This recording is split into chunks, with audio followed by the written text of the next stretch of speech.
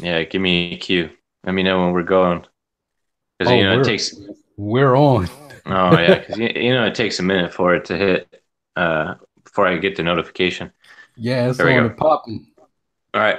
What's up and welcome back, everybody. I'm Ash. This is the Embodied Mind podcast. And I'm back again this week with Prince Bell, where we get together and talk about things that we think are interesting. And that usually runs the gamut from martial arts, meditation, mindfulness, health and fitness, nutrition, you name it. So, Prince, what's up this week?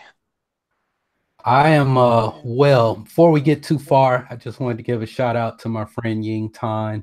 She completed a White Tiger Qigong teacher certification, 3 weeks spent in Chiang Mai, Thailand, doing all of that. So she's a health, fitness, meditation, yoga, Qigong, everything professional up in Mm. Canada. So shout outs to her. Congratulations on completing that teacher certification.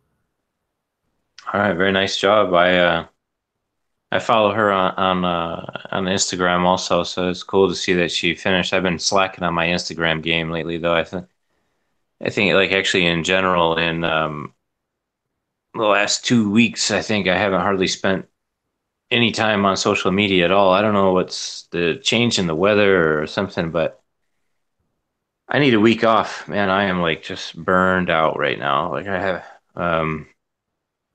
so I'm kind of running on fumes this week. So I'll try not to. One of the bad things is that I have a habit of like rambling and repeating myself when I start to get tired. So I'm going to try and stay on track this week. Try not to get too far off onto too many tangents. And we got quite a bit of stuff to talk about this week.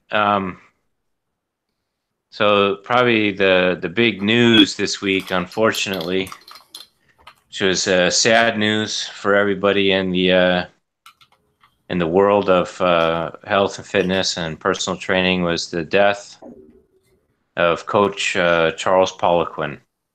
So apparently he had like a massive heart attack, which yeah, it runs in his family. I don't know. I heard something also was that somehow he had mercury poisoning, but I haven't been able to confirm that. I'm kind of keeping an eye on his website, like waiting to see if they release like any additional details, around the cause of his death, because he was only 57. And so, I mean, I think what, you know, just,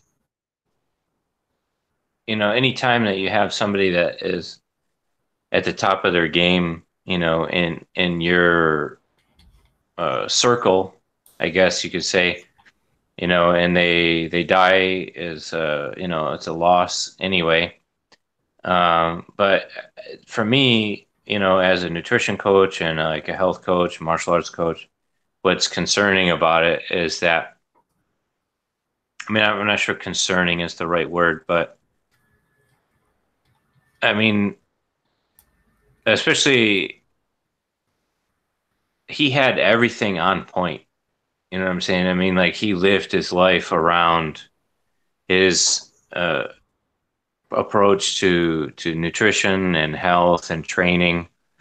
At 57, he was lean and strong. He was jacked. I mean, looked better than the average 18-year-old, around the world. And yeah, he just out of the blue had a sudden heart attack and died. Now, apparently, um, it ran in his family. So I guess like his older brother and his father both died the same way. Mm.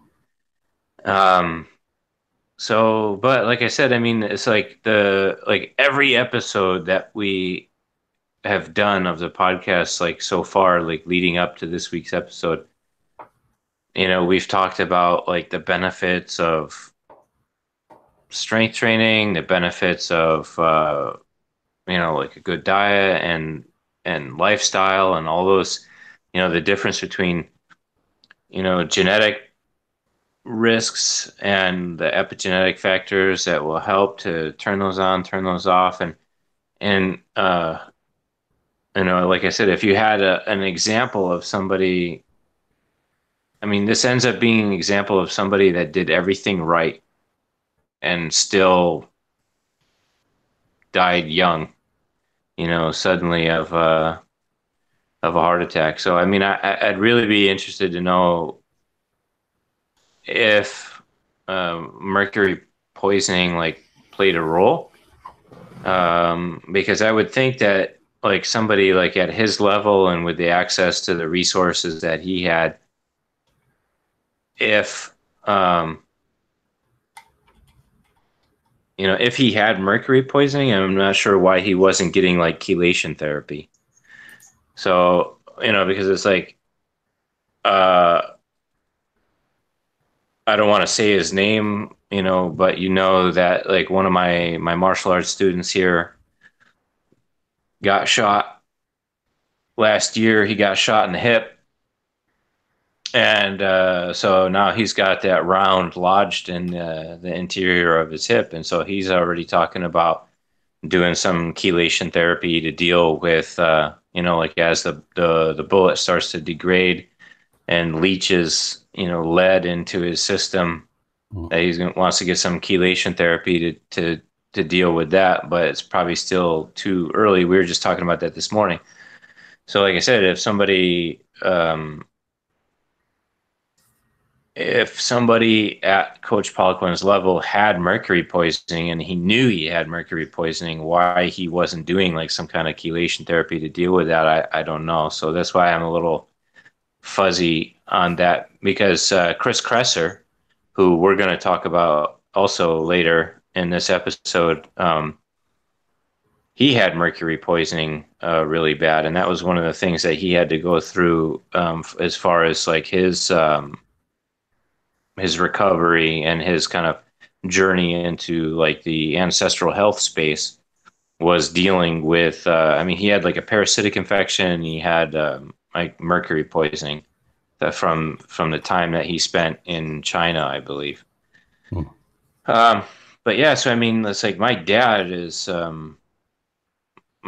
63 and is kind of like the dead opposite of Coach Poliquin. It's like he eats a mountain of, I think he lives on like processed meat and Snickers bars. He doesn't really drink that much, but he smoked the majority of his whole adult life until he was about 40 something, about 42 probably, about 40. And then, he's got like both his knees replaced. He just recently like broke his lower leg like clean in half. But yeah, it doesn't work out, doesn't exercise. And it's like when I went to see him in the hospital, like after he had broken his leg, like I made it like a Timex joke, where it's like, if you're watching and you're too young to remember the old Timex commercials, the Timex used to have a slogan that was like, take a licking and keep on ticking. And, it's like my dad is kind of like an example of like that, like somebody that's doing everything wrong and is still like chugging away, in his mid 60s, compared to, I mean, like Coach Poliquin in terms of like a performance level, is not even in the same, universe, but still just all of a sudden died of this massive heart attack. So, like I said, I think it kind of like hit at a time too where it was like a lot of I don't know. I want to hear your thoughts on this. Some of the things that I've been thinking about lately, as far as like the stuff that we do, like in this health and wellness space and fitness and how much of it is actually like how much of it is really useful and necessary and helpful to other people, and how much of it is just vanity, and like our own pursuit. It's like if we talk about going back to like what they talk about, like in like what we talk about in Ely Tren, or more specifically like in Zen, when they talk about, you don't like, you don't know. It's like you want to, what the things that you like, you want to accumulate, the things that you don't like, you want to reject, or the experiences and all that kind of stuff. It's like how much of this is all just, a pursuit of trying to avoid like the unpleasant experiences of life, like old age, illness, and then eventually death. Um, but of course, it's like, that for sure, like there are people that,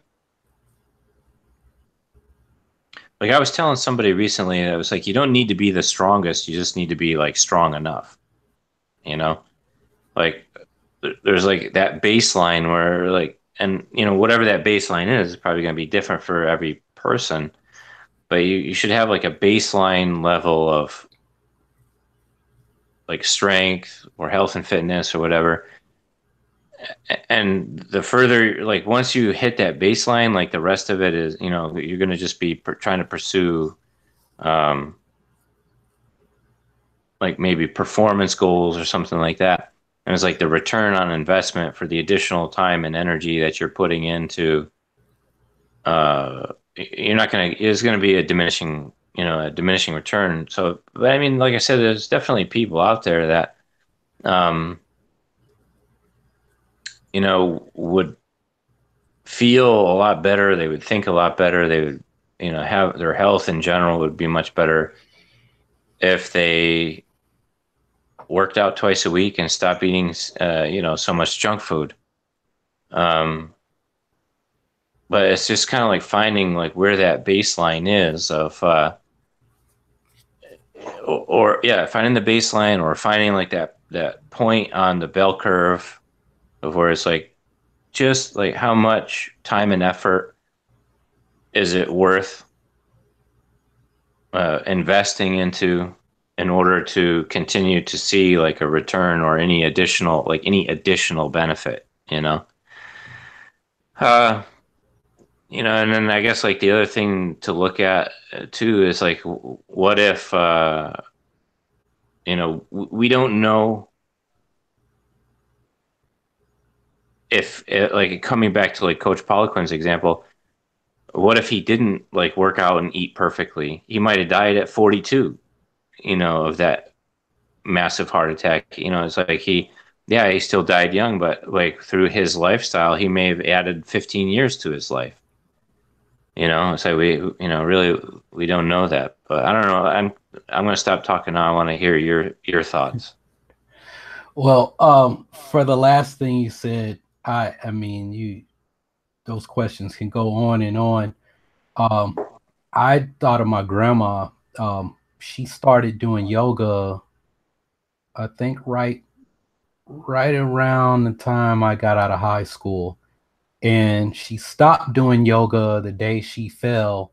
I think she fell in class, and that was like right before I came back from the military. So 10 years basically every day she got up and went to yoga class at the Y. And when she was getting physical therapy, the physical therapist would come out here to the house, and they would give her these stretches and stuff. And my grandma would get out of bed and put her palms flat on the floor, and the physical therapist couldn't do that. Like they could barely touch their toes. And they'd be like, well, of course, when she do that, then it's like, I don't know if she needs physical therapy. And I was like, well, Right. she does. Y'all just aren't doing shit that is really helping her. You need to do something as far as like working on her leg strength. But that's another topic. My point is that when she passed, I thought the same thing. Like, what if she hadn't done yoga? The time, all the falls that she had, you know, they would have been a lot worse. You know, she had been around when she first fell in yoga class in 2008, right before I came back in March. And she, lived another 5 years. And we found out like her heart was like, one of her ventricles is like barely working or something. So it's like her heart was like working at like 75% or whatever, just a random, because you got four areas. So one of them's not working right. That leaves the other three to do all the work. Right. And I thought, well, what? The whole time I was in high school, middle school, high school, she was going to swimming lessons. And then because she never learned how to swim because of segregation and Jim Crow laws in Nashville. And then she did yoga after that. So like basically from 1993 until 2000, so 15 years, she got up every day, went to the Y, went to the Sportsplex.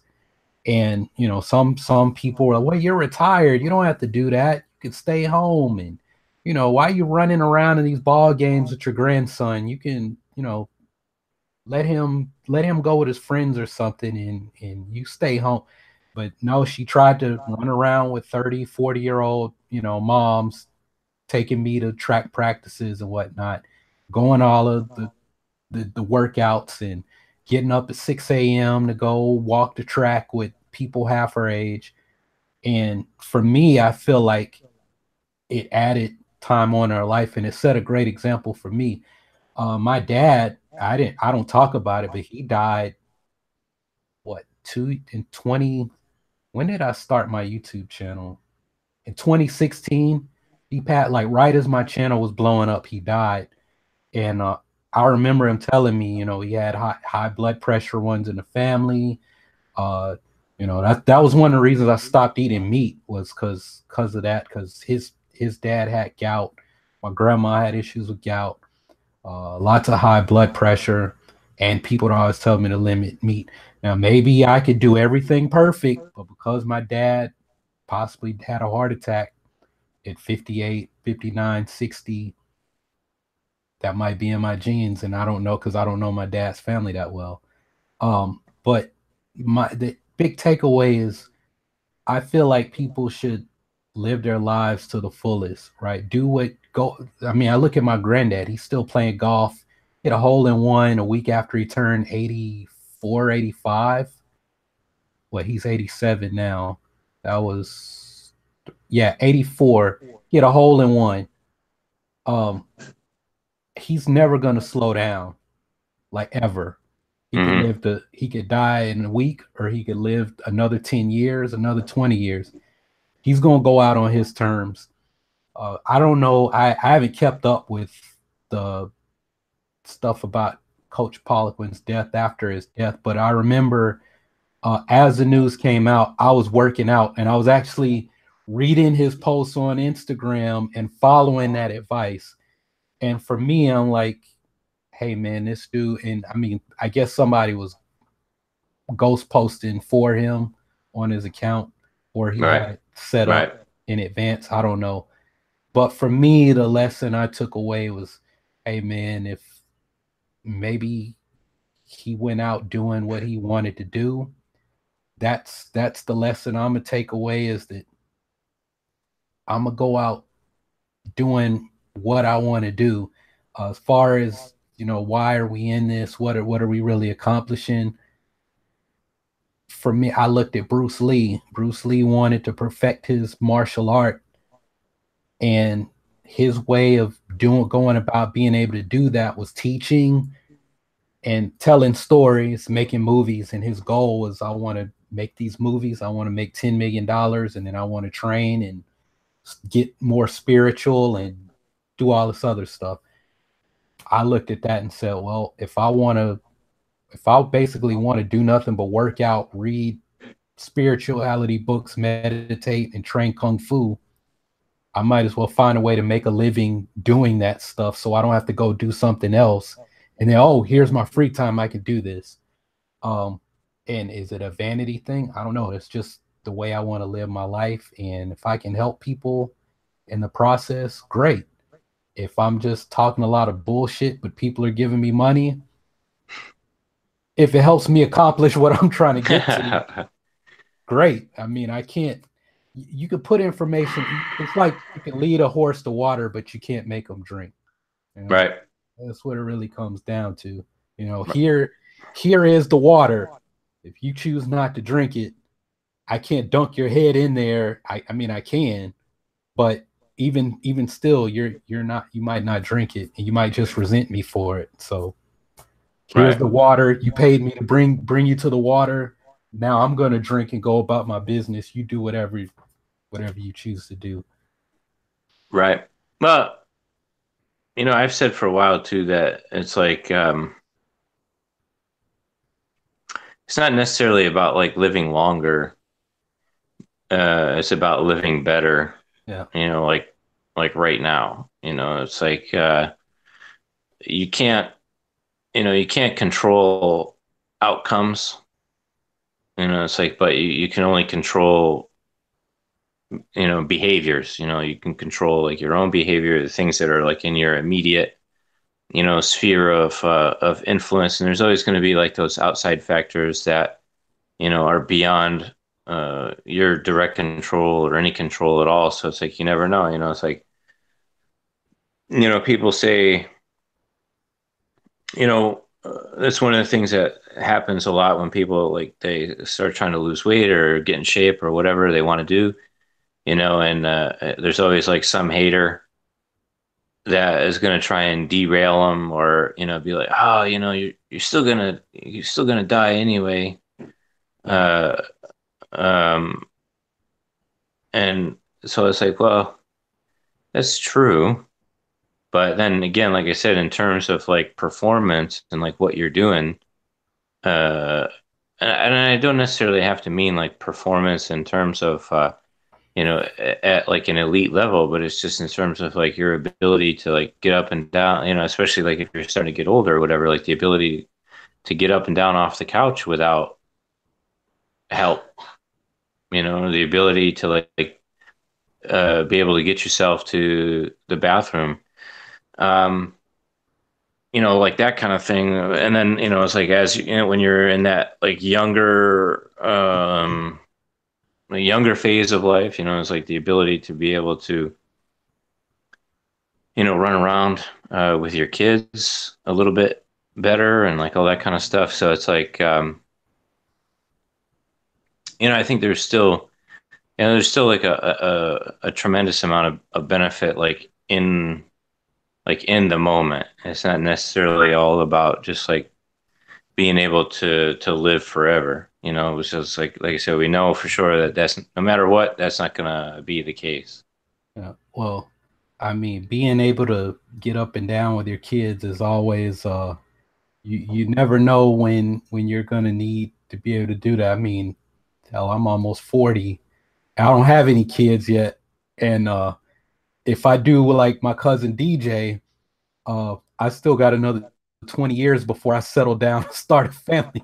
So here he is in his 60s with kids in elementary school, Dang. and he's running around chasing after them. So my frame of thought is, hey man, I better stay in shape, man. Right. I'm, I might be that 70-year-old dad. Right. Man, that'd be rough. Man, I wouldn't want to be doing diapers and stuff like that again at 70, 60, even 50. Like Sherlou did it. I miss having kids like in that 2 to 5 range. Like that was a lot of fun. Mm-hmm. Um, but the newborn and toddler and diapers and all that kind of stuff was that's not something that I would be looking forward to revisiting anytime again. Yeah, I can understand that. Um, so just to switch gears a little bit, I just we don't have to talk about this for like a long time, but I thought that this might be kind of up your alley a little bit. I haven't noticed like when I was doing some research on Coach Poliquin's death. There was one website that I went to. I can't remember, box something. I can't remember the link. Um, but they had posted an article about like some famous CrossFitter. I'd never heard of her actually before this, but her name is Christmas Abbot. I don't know. Have you ever heard of her? No, I don't follow CrossFit people. Wait. Yeah, I mean, I don't spend a lot of time and effort into it, but like I said, the only reason I happened to see this article was because of I was looking at trying to find more information about Coach Poliquin. But yeah, apparently it came up that I guess she's pregnant now, and she had posted some like intermittently on her Instagram account. She's been posting like some pregnancy update photos, Mhm. and apparently she's gotten like a bunch of flack for it because it was like she posted like they were nude photos. I mean, they weren't like they're tastefully done. I mean, they're just tame like black and white photos she's covering up. Just happens to be that she's not wearing any clothes and she's pregnant. Um, but apparently, because she just posted, let me see, what was it? I can't see the date. Oh, 3 days ago. So that she's gotten some negative comments, and so it's just kind of like her response to it. But I'm like, why do people care? Yeah. Like, there's it remind me of that like mind your own business video that I sent you in PMs on like if it's your thing, I just don't understand like be about what you love and not about like what you hate or whatever, so it's like I mean Yeah. not like as I'm going through, especially like this is real pertinent like to the martial arts forums and stuff like that when I'm in those forums and I'm like scrolling through, and it's like if I see I mean not everything that I basically you see a lot of crap. Yeah. um That's why I can't uh go on them. right, I mean it's a people like you know well, more power to you for, it's like what you're doing is garbage and you have no skill. Yeah. but but I don't put that out there, it's like I just if I don't see something that is worth commenting on in a positive way, or like if I can offer something that's like helpful, somebody's asking for some advice or something, I can offer that.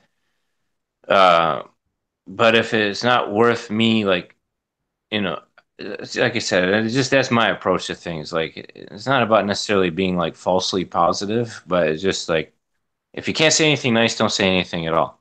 Yeah. Um, but and then one of the things that I really wanted to look at with this was to see if like who it was that was making the comments, because I was expecting to see like, oh, the fingers pointing at the patriarchy and it's men and their body standards for women. But you know what? Like I But it didn't. was other women. It was. It was like I mean, actually, the majority of the comments that I saw, they were all overwhelmingly positive. Yeah. And but all the negative ones that I did see, it was other women sniping at her, and then other women sniping at them. Being catty, like back and forth.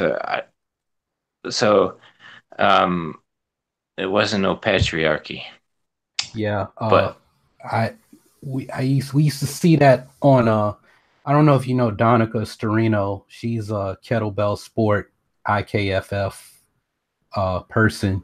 Used to be real tight with Samiko. I don't know if they're still tight, but I wish I hadn't said that because I don't want to stir up right. anything. I don't know what their relationship is. I just know that Miko and Donica used to be very, very tight. But anyway, uh Donica's amazing. First of all, I'm pretty sure she's got 2 master of sports, like in kettlebell sport competitions. That's like she's elite. I would pretty much say Donica's the top like kettlebell sport female over 40 in North America. Um, so in this part of the world, Right, right. so it's elite. And like I mean, she's got a video where she's like cleaning the 48 kilo, and she weighs 100 pounds, maybe 110 at the most, at 40 something, had 2 kids. And so she'll like do sets, post videos where she's like jerking 32 kgs. Shit, I jerked the 30 double 32s, almost dropped them on my head. Uh, Actually, no, I don't think I can. I think I may have jerked the 32s. I don't remember. I'm pretty sure I got a video cleaning them. Um, and Donica's like doing it like easy. And so she'll get like women, oh, you're gonna look like a man if you do that. That's way too much. And it's like all the negative comments always come from women. Guys are like, oh, that's hot. I Right. was like, oh, I'd like you. I got something you can jerk. Actually, no, Right. no, nobody in kettlebell world said, well, I got something you can jerk, meaning come to my gym and jerk my kettlebells, not jerk something else. But that's like kettlebell humor within the community. But like I said, the negative thought, the negative comments always come from women who don't train, don't do kettlebell, don't do anything, and oh, the little pink 8 kilo kettlebell is too heavy for them, and I make them look like a man.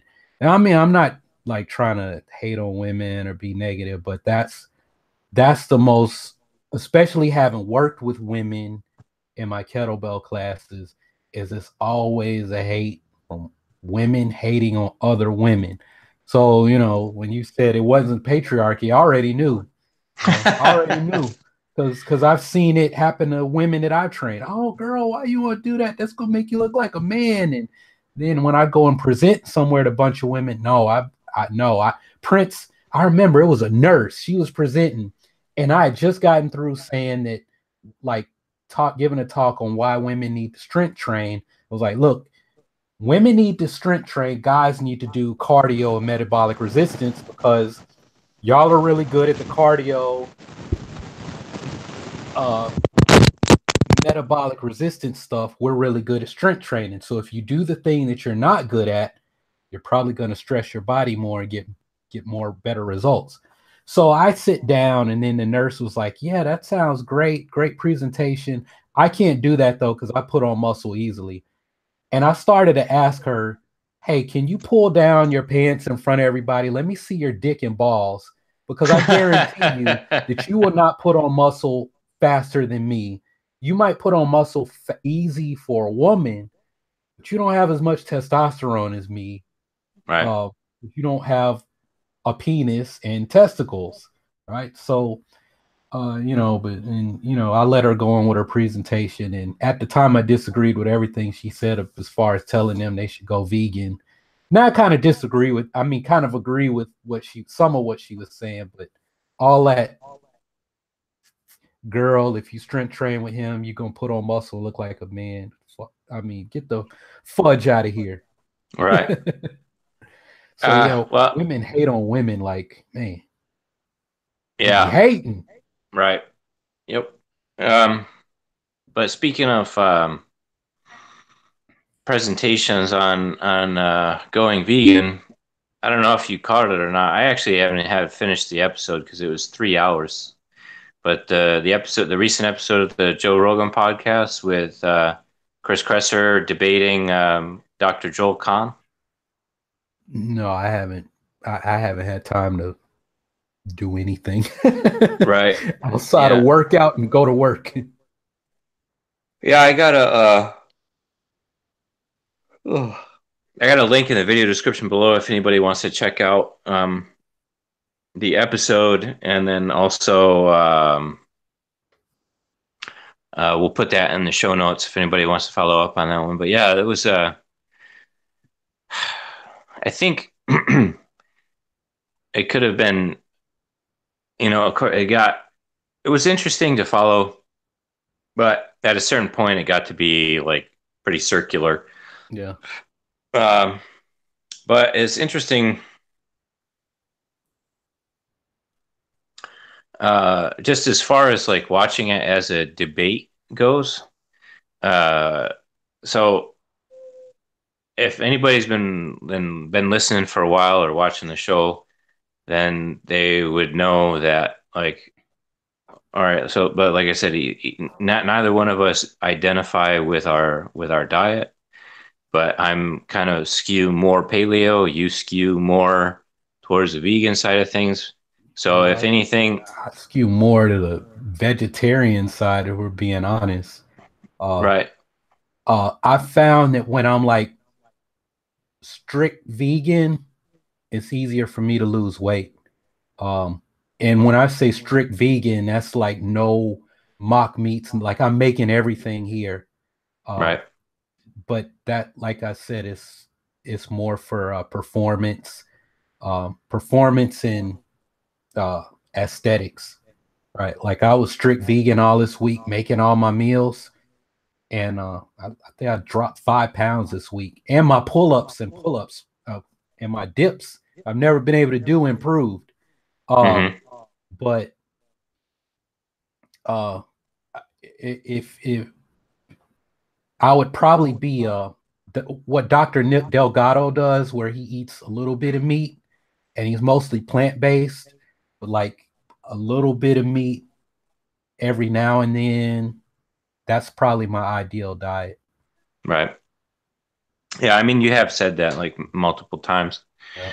Um, but yeah, I mean, if anything, like if I was rooting for one side or the other, I'd be rooting for Chris Kresser just by default, you would think. But I would have to say that in terms of the debate, um, I'd have to say that Dr. Khan kind of came out just watching the debate. Now, if I know, since I know like all the background and a lot of the studies and stuff that they were talking about, um, and then so it was kind of interesting too because on Instagram, Rob Wolf had like a running commentary on the debate, like as it was going on live, and or after Joe Rogan released the episode at least, and so there was he caught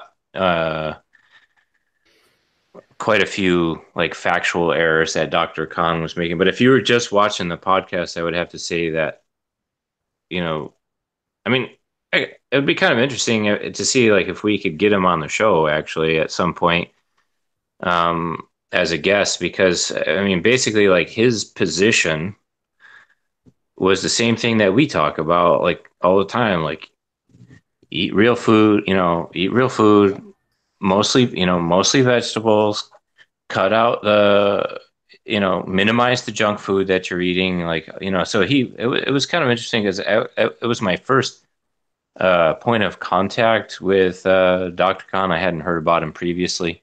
Mhm. Um, but, and it was for him, I think he was approaching it. Like, the debate was strictly about cardiovascular disease risks in relation to eating meat Mhm. and animal products.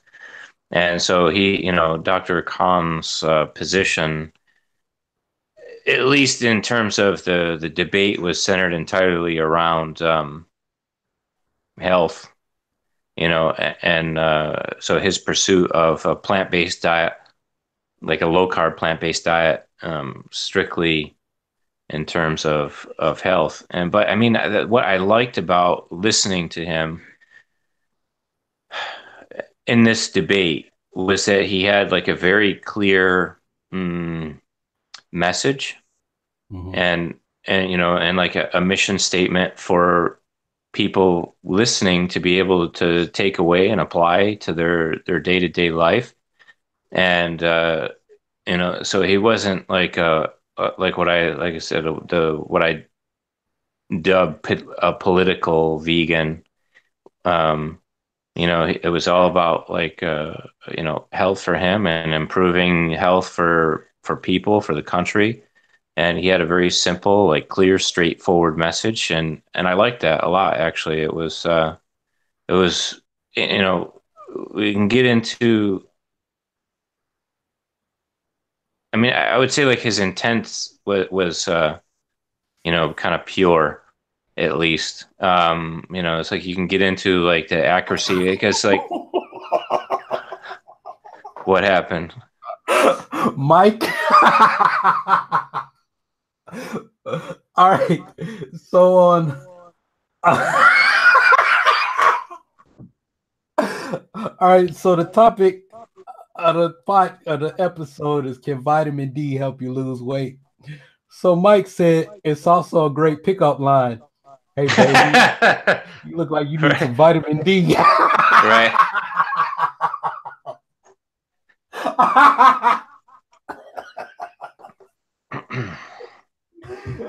We hadn't even talked about vitamin D yet. Right. Yeah, that one's coming up. But yeah, so anyway, just to wrap up what I was talking about with the Joe Rogan podcast, actually, as far as like watching the two of them, I actually really enjoyed. I enjoyed the whole thing, but I enjoyed listening to Dr. Khan, even though, like, as overall as things go, I'm not a big fan of veganism. For definitely not for myself. If anybody wants to do it and it works for them, they feel good, then that's what they should do. But listening to Dr. Khan as a vegan and listen to his presentation and basically, like I said, his takeaway message for everybody, I really enjoyed that quite a bit.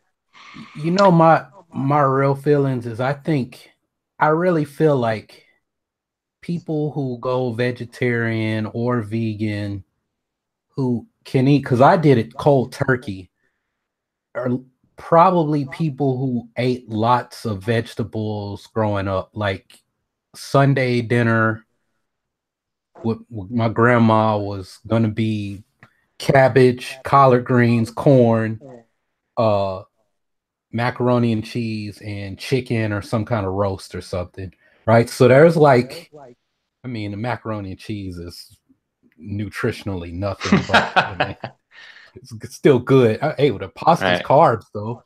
Actually, no, because the pasta's carbs. So why do people say it's nutritionally empty? The pasta's carbs, and I was running track, so I needed the carbs. Um, but I mean, there's three vegetables: corn, cabbage, collards, or whatever kind of greens. Then you got, your pasta and the cheese, which may mess my stomach up. And then, as some people call it, your protein, even though protein's in everything. In the so like I always grew up where it was like, at least, I mean, the popular soul food restaurants here are always meat and three vegetables. So like I feel like people who grew up eating that way, it's kind of easy to eliminate the meat and just load up on more. At least for me, it was, because that's how I approached it. It was like, oh, well, what would I normally eat at this meal? Okay, then I'm just gonna load my plate up with these other things now that the meat's not there.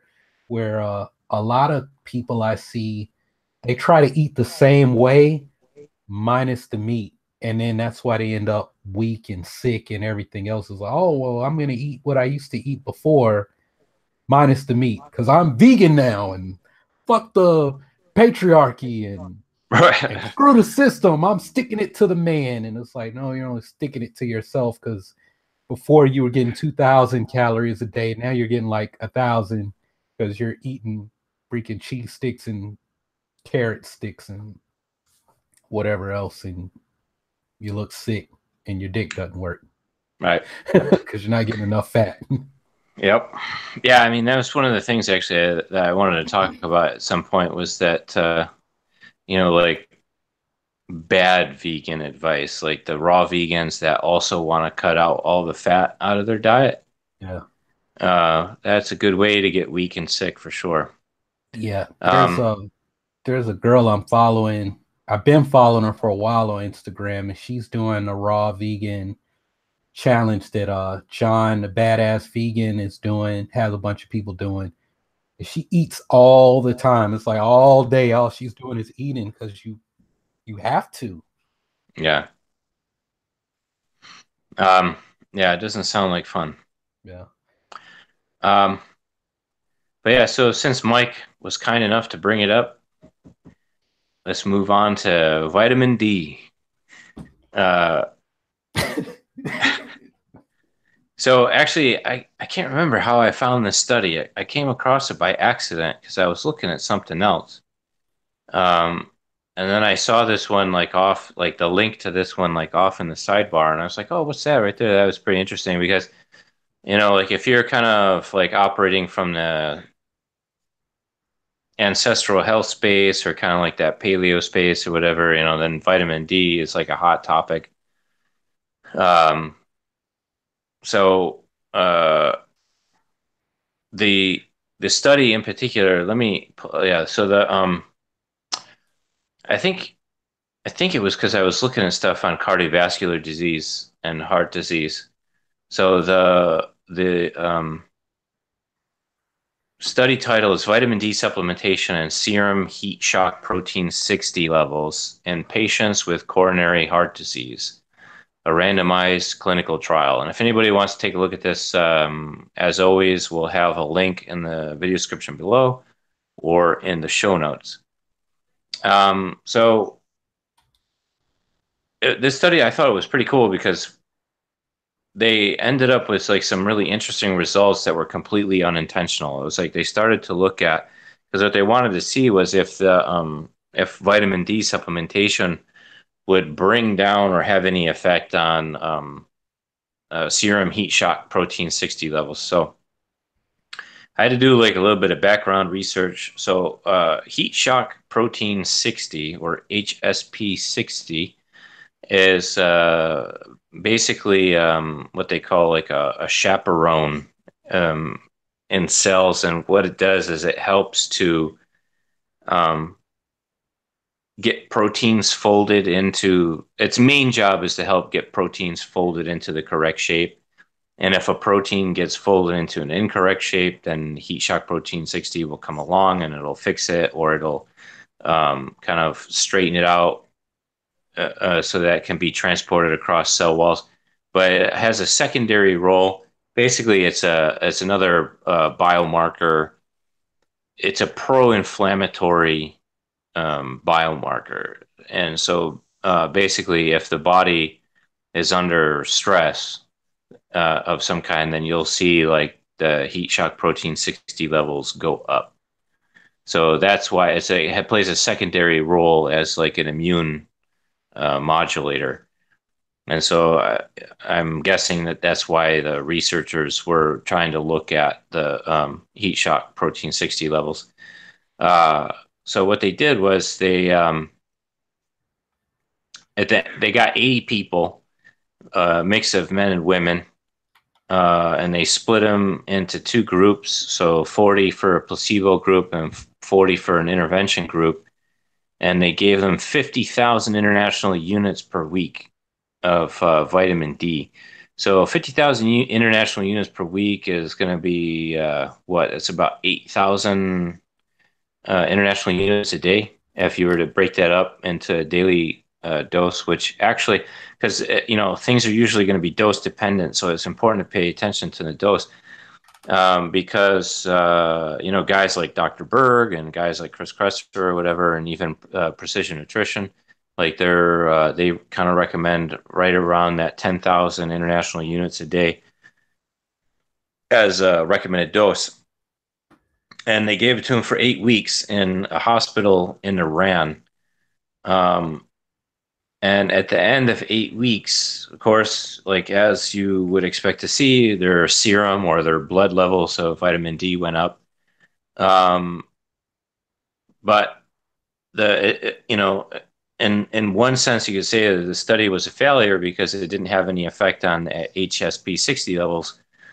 But they got some really interesting results. Was that they observed significant change in waist circumference, body fat percentage, and blood pressure um, over the course of the 8 weeks. So they had basically a 4 point drop in blood pressure, which is not huge, but it's like if you're borderline, that's going to drop you, from the borderline back down into, like the healthy range. So that's significant. The body fat percentage change wasn't really that much. In fact, I would even really say that it wasn't really that statistically significant. It was like a fraction of a percentage, but difference between them and but they lost like a half a centimeter off their, or a half a centimeter more, like off their waistline, which is about an inch or so. And they lost like a full centimeter. So that's about 2 inches. No, that's not right. It's a half an inch. It's a half an inch off of their, uh, which one is that? I can't see. It's covered up the. Oh, I was trying to ask you on the slide if this looks like a good. Says high potency vitamin D3, 5,000 units enhanced with coconut oil for better absorption, bone joint and immune system support, non-GMO and gluten free. I don't know why gluten would be in it. 360 mini liquid soft gels, made in the USA, buddy. Perfect. Yeah, I'm not 15.95. I'm gonna buy it. usually. I buy the True Nutrition brand. Um, I haven't looked at. I know Dr. Berg also, he has a brand that comes with vitamin K3 because there's a synergy that exists. Sorry, K2. There's a synergy that happens between vitamin D3 and K2.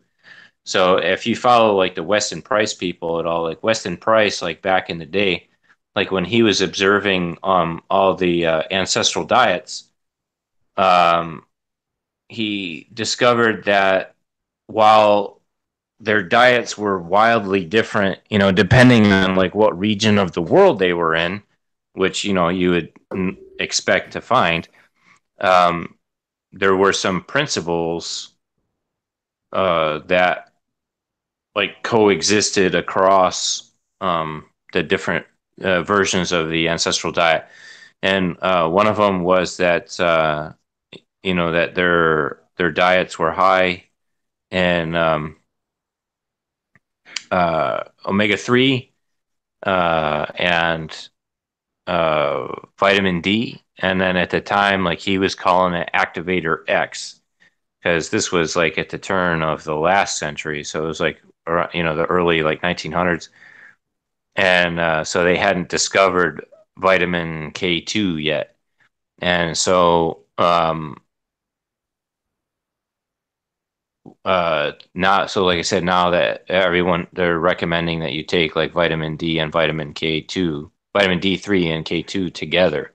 And so, like I said, Dr. Berg now he has one. I wouldn't hesitate to recommend that one, the True Nutrition one. And I haven't looked. I'm sure that Biotest must have they must have like a vitamin D supplement by now. But yeah, I mean, because I mean, it didn't really specify in the study, but I'm assuming that they made no other dietary changes.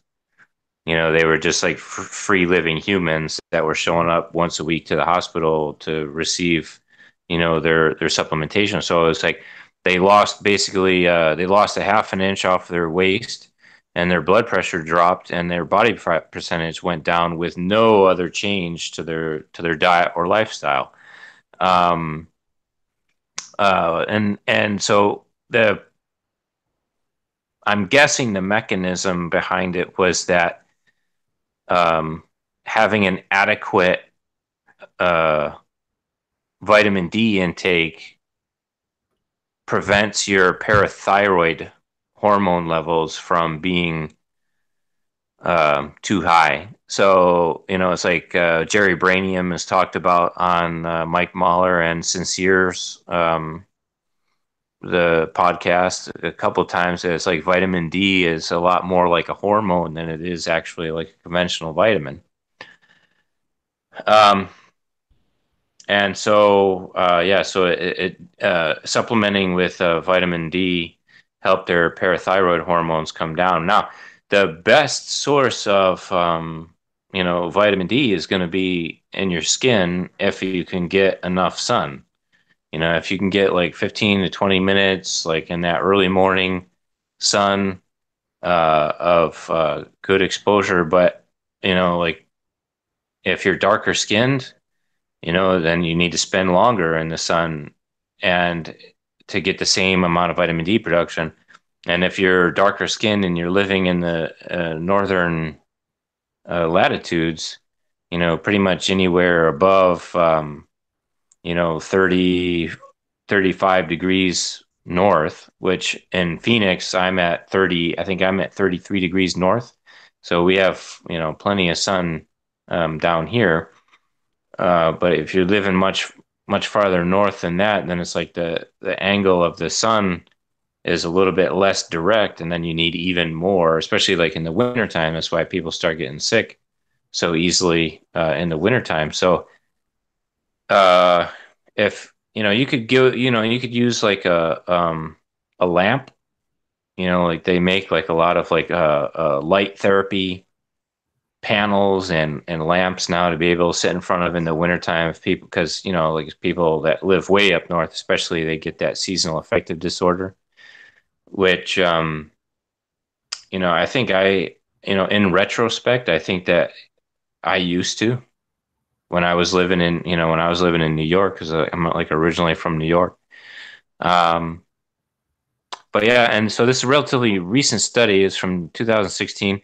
So it just once again underscores the significance of adequate vitamin D levels. And so if you're not getting it in your diet through food, and you're not getting enough sunlight, it's definitely a good idea to possibly be supplementing.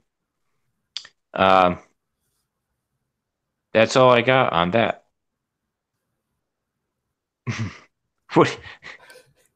I've been sitting here ordering vitamins. Uh, so yeah, so I mean, I think this is probably the third time that we've talked about vitamin D in like the last couple of weeks. Yeah. And I didn't intend to talk about this one this week, but it just happened to pop up in my, like I said, in my search when I was looking at other stuff. I got like about 6 studies open in Chrome on my phone that I'm trying to like plow through right now. Like one of them was Dr. Walter Longo's research on fasting and the immune system, and I still want to tackle that study with the skeletal muscle as an endocrine organ. And I can't remember what a couple of the other ones are off the top of my head, but yeah, I'm trying to get caught up. But anyway, this one popped up and it just caught my eye because, like I said, I'm kind of really, into what's going on with vitamin D and the vitamin D research that's going on right now and the role that it plays in the immune system. And, I think what I would like to start to see like the research coming out to see like the difference in, like what if they expose people to the sun, like do like a randomized controlled trial and see like the difference between like supplemental vitamin D versus naturally produced vitamin D, and see like if there's any difference in the effect, because there's a lot of like interesting things that are I think that's one of the topics that I was going to be researching was it has to do with like the circadian rhythms and like the effects on health and stuff like that. But um, that's why I wanted to jump on this one while it was like jumping right out at me. How's your training programs going? You ready to start accepting anybody? Almost. Well, I would be if it weren't for my job. Right. I'm that's what I got to do when we get off of here is I got to start working on the on-ramp procedure. I'm on this Captain America kick. I know everybody, Prince, you're the Jedi and you're the real life Jedi. Man, I love Steve Rogers.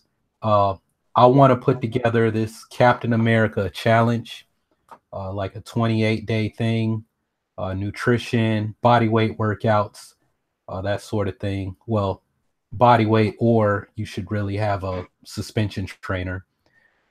Anybody watching this who's been asking me about it, a few people have, you should really have a suspension trainer or some rings, because that's where it's building. It's going to go to a bigger program later, but this is kind of the preview, I should say. So I got to work on that, the whole funnel for that program. When we get off, I'm actually shocked that I don't own any Captain America movies except for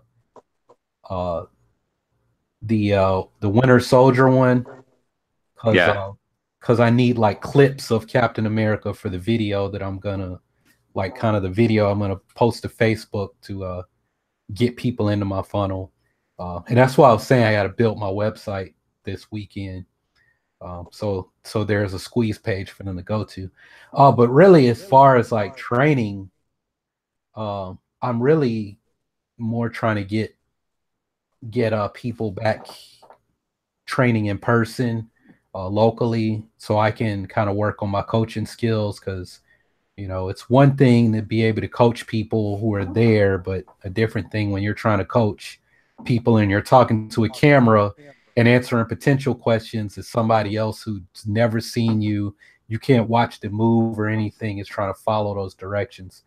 So right. I'm like trying to get my coaching game back on point before I really start pushing stuff out there, but we'll see. It this month is all about getting to that point. November for me is go time. I want to have people going, so when the little January New Year, New You rolls around, I can be on point and say, look, man, damn the New Year, New You. This is January 1, so you can count exactly how many days you've been on your program, and let's go. Like, get the cute shit. Let's go. Right. Yeah, I'm step out. November, I think, is gonna. I think pretty much both of us are gunning for November, because I finished PN2 this week, this coming week. I think October 5th is the last day. I think it's either this week or next week, but then I'm, I'll be opening up my coaching program officially at the end of November. So that'll go on pre-sale, starting sometime next month. And so I'm going to be making a big push for it too. Cool. So I think that's all we have for this week. As always, you can check the video description below or show notes for links. If you guys would like to support the show on Patreon, there's a link for that down below. And moving into the future, the live stream episodes are only going to be available to our patrons. And as always, you can follow us on social media. Links for that is in the video description below. As always, thanks for watching, and we'll catch you guys next week.